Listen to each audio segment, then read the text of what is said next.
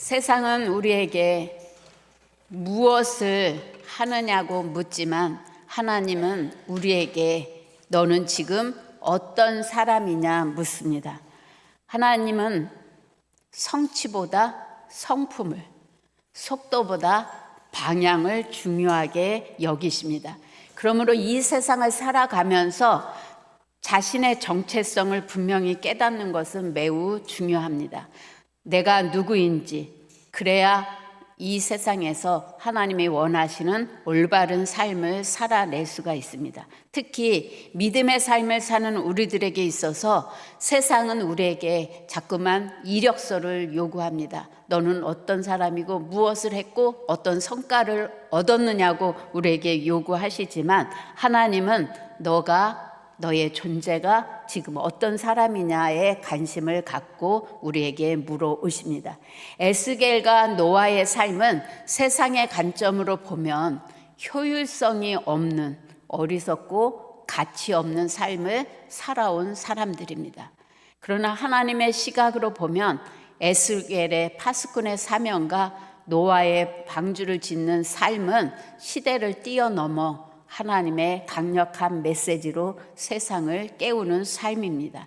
우리가 무엇을 하느냐보다 어떤 사람인가에 집중할 때 하나님은 우리를 통해서 이 시대에 죽어가는 생명을 구원의 방주로 인도하실 것입니다. 에스겔 33장 7절입니다. 인자야, 내가 너를 이스라엘 족속의 파수꾼으로 삼음이 이와 같으니라. 그런즉 너는 내 입의 말을 듣고 나를 대신하여 그들에게 경고할지어다. 하나님은 직접 말씀하실 수도 있겠지만 대부분 하나님은 우리를 통해서 하나님의 일을 대신하십니다. 오늘 파수꾼의 첫 번째 자격은 내 입의 말을 듣고입니다. 자기 생각을 전하는 게 아니라 하나님의 말씀을 들은 대로 전하는 것이 파수꾼의 본질입니다. 노아 역시 아직 비가 내리지 않는 평범한 일상 속에서 노아는 하나님의 경고하심을 들었습니다. 보이지 않는 위험을 미리 보고 외치는 것이 바로 파수꾼의 사명이고 방주를 짓는 삶이라고 할 수가 있습니다.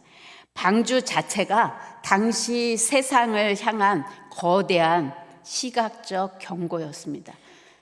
우리나라에도 방주의 4분의 1 크기로 그 기독교 문화 복합 공간에 세워져 있는데 정말 치밀하게 잘 세워져 있더라고요. 그래서 우리도 한번 방문해서 탐사를 해보면 정말 하나님이 얼마나 구체적으로 완벽하게 이 노아 방주를 짓게 하셨는지를 볼 수 있습니다.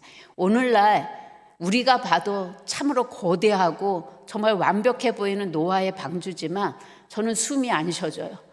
이 배를 짓고 이것을 정처 없이 파도에 맡기면서 떠돈 세월이 1년이 넘는 세월을 떠돌아다녔을 텐데 그 안에서 이들은 얼마나 많은 번민과 갈등과 고민을 했을까, 그런 생각을 하면 제가 간접 숨이 안 쉬어지는데 이 노아는 참 대단하다, 그런 생각을 합니다.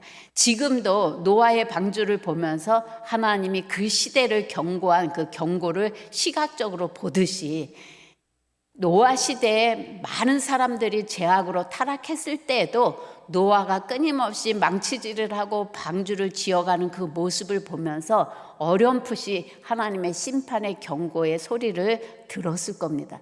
오늘 노아가 방주를 짓는 매일의 망치 소리는 에스겔에게 임한 나를 대신하여 경고하라는 말씀이 실천된 모습입니다.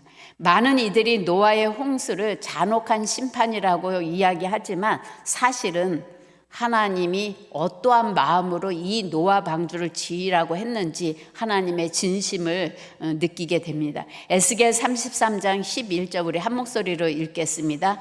너는 그들에게 말하라. 주 여호와의 말씀이니라. 나의 삶을 두고 맹세하노니 나는 악인이 죽는 것을 기뻐하지 아니하고 악인이 그의 길에서 돌이켜 떠나 사는 것을 기뻐하노라. 이스라엘 족속아, 돌이키고 돌이키라. 너희 악한 길에서 떠나라. 어찌 죽고자 하느냐 하셨다 하라. 하나님은 우리를 멸망시키기를 기뻐하시는 하나님이 아니라 한 영혼이라도 구원받기를 열망해서 120년 동안이라는 긴 세월 동안 그들이 돌이키도록 기다려 주셨습니다. 문이 닫히기 직전까지 누구에게나 방주의 문은 열려 있었습니다. 파수꾼이 나팔을 부는 이유는 성을 무너뜨리기 위해서가 아니라 성 안의 사람들을 살리기 위한 경고의 나팔이었습니다. 노아는 비웃음 속에서도 방주를 짓기를 포기하지 않았고 노아의 그 포기하지 않은 믿음 때문에 생명의 씨앗은 보존될 수 있었습니다. 오늘날 우리에게 맡겨진 내 입의 말을 전하라는 사명은 누구에게는 마지막 생명줄이 될 수도 있습니다.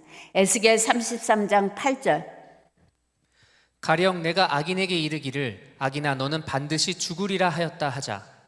내가 그 악인에게 말로 경고하여 그의 길에서 떠나게 하지 아니하면 그 악인은 자기 죄악으로 말미암아 죽으려니와 내가 그의 피를 내 손에서 찾으리라. 오늘날 우리는 각자의 자리에서 영적 파수꾼으로 부름을 받았습니다. 세상의 소음 속에서 하나님의 경고의 말씀을 전할 때 그 누군가는 구원을 받을 수 있습니다. 그러나 전하지 않고 죽게 되면 전하지 않은 그 사람에게 핏값을 요구하겠다고 우리에게 말씀하고 있습니다. 우리의 정직하고 거룩한 삶 자체가 세상에 보내는 강력한 경고가 되고 초대장이 되어야 합니다. 여러분의 삶을 볼 때 사람들이 하나님을 찾을 수 있는 초대장이 되어야 되고 여러분의 삶의 모습을 보고 내가 이렇게 살면 안 되겠구나 하는 경고장이 되는 삶을 살아낼 때 우리는 하나님 앞에서 올바른 정체성을 가지고 살아가는 삶이라고 말할 수가 있습니다. 노아가 지은 방주는 나무로 만든 배였지만 사실 그것은 노아가 자신의 삶을 통해서 지어낸 것이라고 볼 수가 있습니다. 보이는 나무로 배를 만든 것으로 끝이 아니라 그 배를 만들기까지 그의 삶이, 그의 수고와 희생이 거기에 녹아져 있다는 겁니다. 오늘 우리는 그 누군가에게 구원의 나팔소리가 되고 구원의 방주가 되기 위해서 나의 삶을 얼마나 하나님 앞에 드리는지 여러분 자신을 돌아보는 시간이 되었으면 좋겠습니다.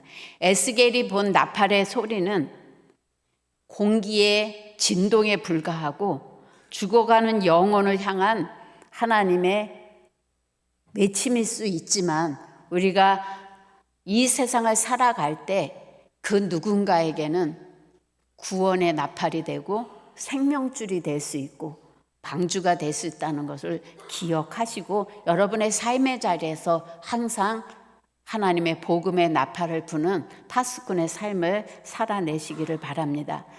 에베소서 6장 11절에서 12절입니다.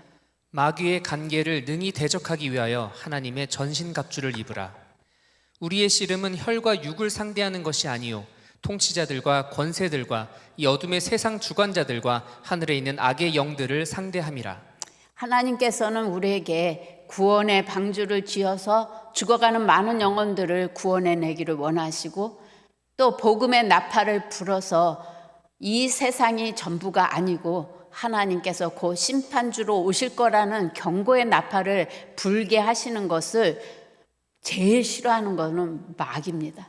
한 영혼이라도 어찌하든지 세상의 가치와 세상의 침몰을 당해서 구원의 길을 들어가지 못하도록 방해하기 때문에 오늘 우리는 영적 파수꾼이 되었다고 한다면 반드시 영적 싸움을 싸워내야 우리는 하나님의 뜻을 이루어 나갈 수가 있습니다. 우리 성도들이 자신과 가정과 교회를 마귀의 공격으로부터 경계하고 지켜야 할 사명이 있다면 우리는 어떤 삶을 살아야 될까?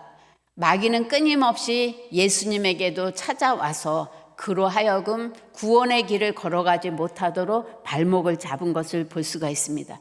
우리가 한 영혼을 구원하고 우리의 삶이 하나님의 구원의 나팔수가 되게 하는데 마귀는 우리를 그냥 내버려 두지 않습니다. 어찌하든지 우리가 세상의 가치와 세상의 문화 속에 침몰당하도록 세상에 보이는 것들로 우리를 유혹하기 때문에 우리는 날마다 세상을 넉넉히 이길 수 있는 믿음으로 승리의 삶을 살아내야 됩니다. 이사야 56장 10절입니다. 이스라엘의 파수꾼들은 맹인이요 다 무지하며 벙어리 개들이라. 짖지 못하며 다 꿈꾸는 자들이요 누워있는 자들이요 잠자기를 좋아하는 자들이니. 하나님께서 이스라엘의 파수꾼을 향해서 맹인이요 벙어리요 누워있고 잠자기를 좋아하는 편안함을 추구하는 자라고 이야기를 합니다. 여러분의 파수꾼의 모습은 어떠합니까? 혹시 벙어리는 아니십니까? 혹시 오늘은 아니야, 내일 전해야지, 모레 전해야지 그렇게 미루고 있지는 않습니까? 성도들에게 무엇보다도 큰 위기는 영적으로 잠자고 있는 상태입니다. 악한 마귀의 세력들이 우리를 돈의 힘으로 현란한 교리를 가지고 하나님의 백성들을 영원한 멸망의 길로 이끌고 있습니다.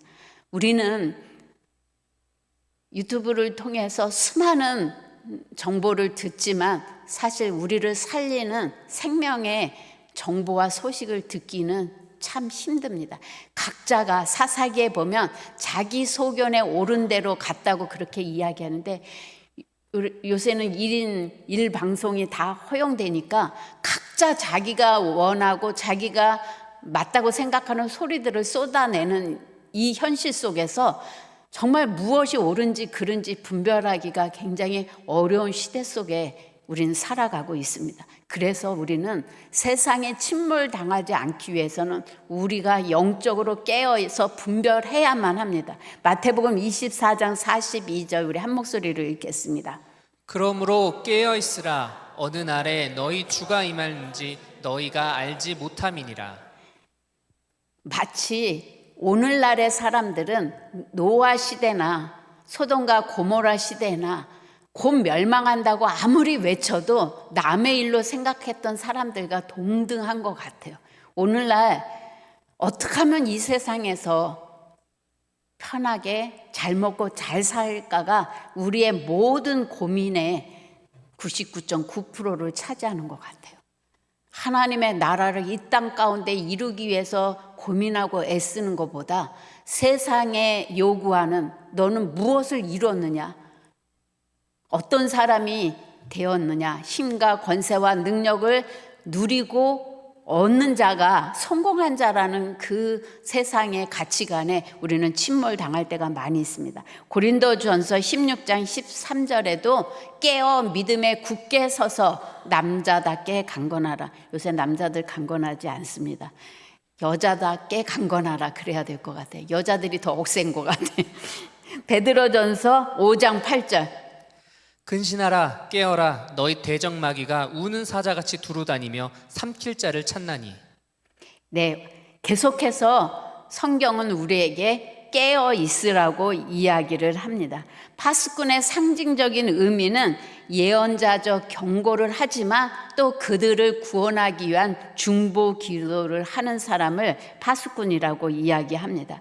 파수꾼의 역할과 사명은 현존하는 위험과 임박하게 닥칠 위험을 보고 사람들에게 알려줌으로써 그것을 피할 수 있도록 도와주는 것이 파수꾼의 사명인데, 파수꾼이 해야 될 첫 번째 조건은 깨어 있어야 돼요. 자고 있으면 하나님의 경고를, 외세의 침입을 말할 수가 없기 때문에 깨어 있어야 됩니다. 에스겔 3장 17절입니다.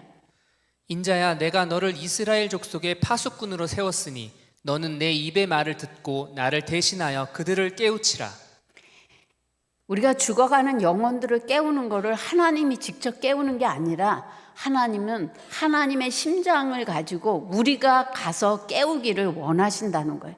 그래서 날마다 우리는 하나님의 말씀을 들어야 돼요. 얼마나 임박했는지, 하나님 마음이 얼마나 안타까우신지를 우리는 들어야 되는데, 우리는 세상의 소리는 많이 듣지만 하나님의 마음 하나님의 뜻은 우리의 가슴에 담지 못하기 때문에 경고의 나팔을 불지 못합니다.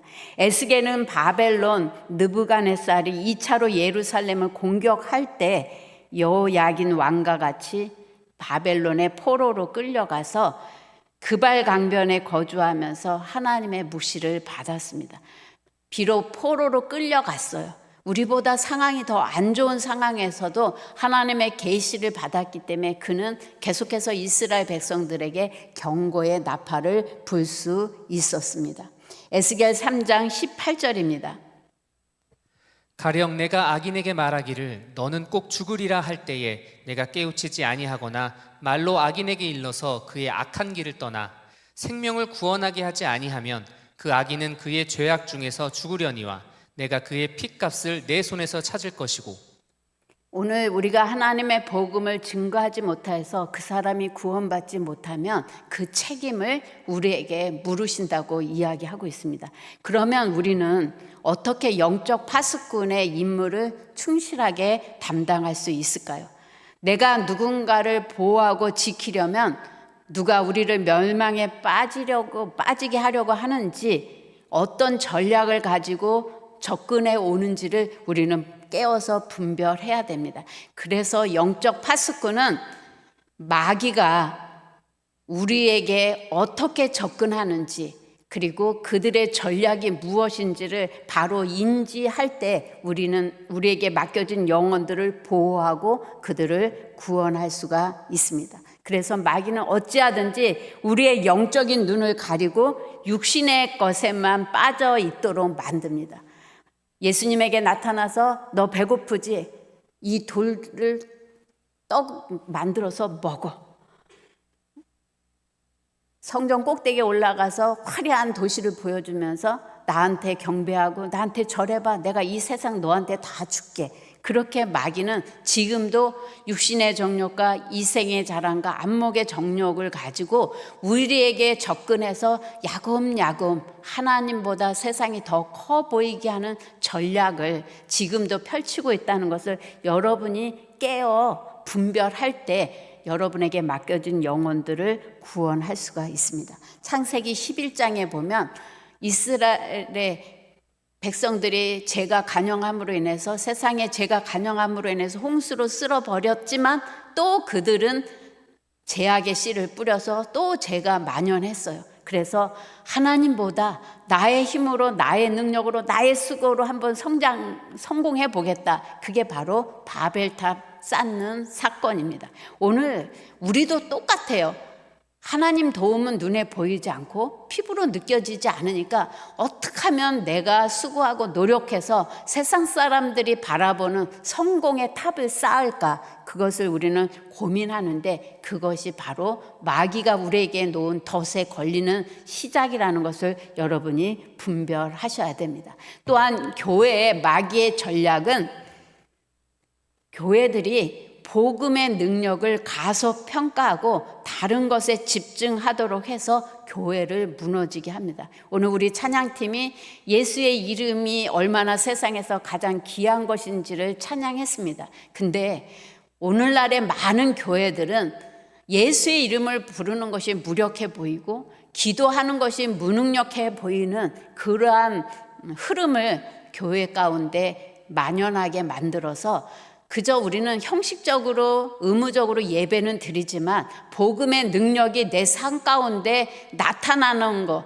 나타나게 하는 삶, 그것을 간과하게 만드는 게 바로 교회를 무너뜨리는 겁니다. 그래서 여러분이 우리 교회가 정말 세상을 구원하는 방주의 역할을 하려면 세상 방법이 아닌, 세상의 지식이 아닌, 그 누구의 돈이 아닌 하나님의 능력이 힘있게 움직일 수 있도록 하는 게 바로 힘있는 교회요, 구원의 방주의 역할을 하는 교회가 될 수 있습니다.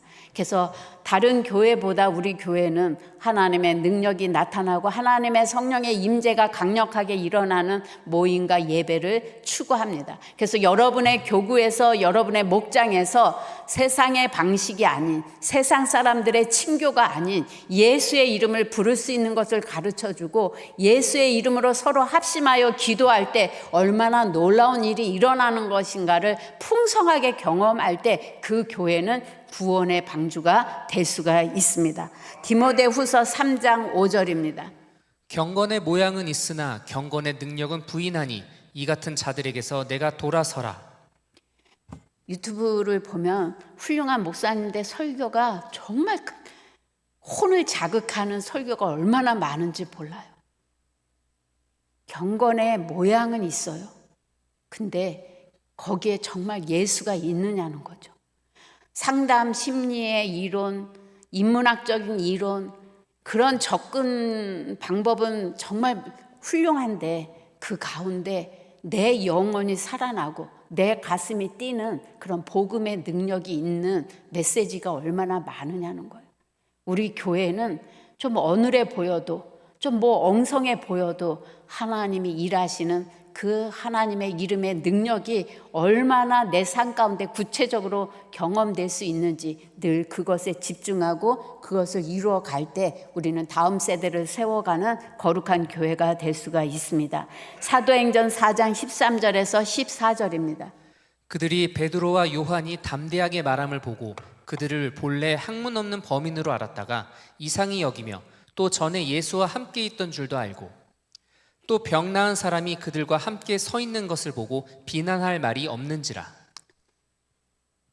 말은 어눌해 보이고 그들의 출신 성분은 초라해 보이지만 예수의 이름의 능력을 가지고 병든 사람을 위해서 기도할 때 그들이 고침받는 그 놀라운 역사 앞에서 그들은 할 말이 없었다. 비난할 말이 없었다. 우리가 바로 그러한 삶을 살아가야 합니다. 사도행전 5장 15절에서 16절까지 보면 베드로가 지나갈 때 그의 손수건이라도 만지기를 원했어요. 우리가 아이돌 열광하는 것처럼 오늘 베드로가 얼마나 능력이 나타났느냐 하면 손수건이라도 만지면 내 병이 낫겠다. 그래서 갈망하고 그 손수건을 만지기만 해도 병이 낫는 그 역사가 일어났기 때문에 초대교회는 생명력이 넘치는 교회가 될 수가 있었습니다.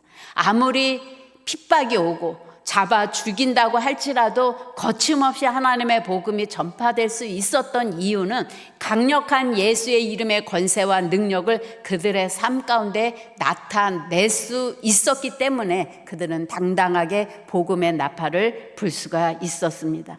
오늘 우리들의 삶을 통해서 예수 이름의 능력이 얼마나 크고 위대한지를 보여줄 수 있어야 되고 경험시킬 수 있어야 됩니다. 에스겔 2장 3절에서 5절입니다. 내게 이르시되 인자야 내가 너를 이스라엘 자손 곧 패역한 백성 나를 배반하는 자에게 보내노라. 그들과 그 조상들이 내게 범죄하여 오늘까지 이르렀나니 이 자손은 얼굴이 뻔뻔하고 마음이 굳은 자니라. 내가 너를 그들에게 보내노니 너는 그들에게 이르기를 주 여호와의 말씀이 이러하시다 하라. 그들은 패역한 족속이라. 그들이 듣든지 아니 듣든지 그들 가운데에 선지자가 있음을 알지니라. 우리가 5월 마지막 주에 총동원 예배를 준비하고 있습니다. 여러분이 말씀을 전해야 되는 지인들이 그래 가줄게 그럴 사람 없어요. 여러분 그들은 완악하고 여러분은 어리석다고 하고 비난하고 시간이 남아도느냐고 수없는 말들로 여러분에게 공격할 때 하나님은 이미 여러분을 뻔뻔하게 만드셨다고 하셨으니까 담대하게 듣든지 아니 듣든지 전할 사명이 여러분에게 있다는 것을 인지하시고 때를 얻든지 못 얻든지 복음의 나팔을 힘차게 부시기를 바랍니다. 제가 꿈꾸는 것은 우리의 복음의 나팔을 불 때 하나님의 능력이 하나님의 임재가 우리와 함께 하심으로 말미암아 복음의 빛이 저들에게 비춰지고 하나님께로 오지 않고는 견딜 수 없는 그런 놀라운 하나님의 일하심을 우리의 삶 가운데 경험할 수 있기를 바랍니다. 에스겔 3장 8절에서 9절입니다. 보라, 내가 그들의 얼굴을 마주보도록 내 얼굴을 굳게 하였고 그들의 이마를 마주보도록 내 이마를 굳게 하였으되 내 이마를 화석보다 굳은 금강석 같이 하였으니 그들이 비록 반역하는 족속이라도 두려워하지 말며 그들의 얼굴을 무서워하지 말라 하시니라. 예, 옆에 분들의 이마를 보세요. 금강석같이 뻔뻔하게 단단하게 만드셨대요. 그래서 여러분 두려워하지 마세요. 그냥 전하세요. 듣든지 아니하든지. 그러면 그 다음은 하나님이 일하실 거라고 믿습니다. 오늘 우리의 사회가, 우리의 가정들이 왜 이렇게 힘이 없을까요? 우리의 심령은 와서 예배를 드리고 그렇게 기도하는데 왜 메말라 갈까요? 하나님의 복음의 나팔을 나의 삶 가운데 불지 않기 때문에 그렇습니다. 하나님의 복음의 능력이 세상 사람들의 지식과 경험과 능력에 비하면 초라하게 느끼기 때문에 그렇습니다.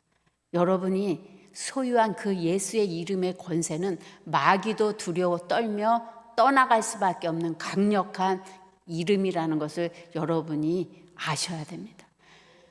예수의 이름의 권세와 능력을 가지고 천지를 창조하시고 지금도 우리의 역사와 인생의 생사화복을 주관하시는 살아있는 이름입니다. 그 이름을 무기력하게 만들지 마시고 여러분이 여러분의 삶을 통해서 예수의 이름의 능력이 힘있게 나타나기를 바랍니다. 이사야 62장 6절에서 7절 우리 한 목소리로 읽겠습니다. 예루살렘이여, 내가 너의 성벽 위에 파수꾼을 세우고 그들로 하여금 주야로 계속 잠잠하지 않게 하였느니라. 너희 여호와로 기억하시게 하는 자들아, 너희는 쉬지 말며 또 여호와께서 예루살렘을 세워 세상에서 찬송을 받게 하시기까지 그로 쉬지 못하시게 하라. 오늘 수많은 영혼들이 구원받고 하나님께로 돌아올 수 있도록 하나님으로 일하게 하라는 거예요. 여러분 혼자 일하는 게 아니라 여러분이 복음의 나팔을 불 때 하나님이 일하시도록 그로 쉬지 못하게 여러분이 중보 기도하며 영적 싸움을 싸우라고 우리에게 요구하고 있습니다. 우리 성도들이 기도하지 않은 죄가 얼마나 큰지 여러분이 자각하시기 바랍니다. 두세 사람이 내 이름으로 모인 곳에 내가 그들과 함께 하리라고 마태복음 18장에 말씀하셨습니다. 시편 91편 11절에 그가 너를 위하여 그의 천사들을 명하사 내 모든 길에서 너를 지키게 하심이라. 히브리서 1장 14절. 모든 천사들은 섬기는 영으로서 구원받을 상속자들을 위하여 섬기라고 보내심이 아니냐.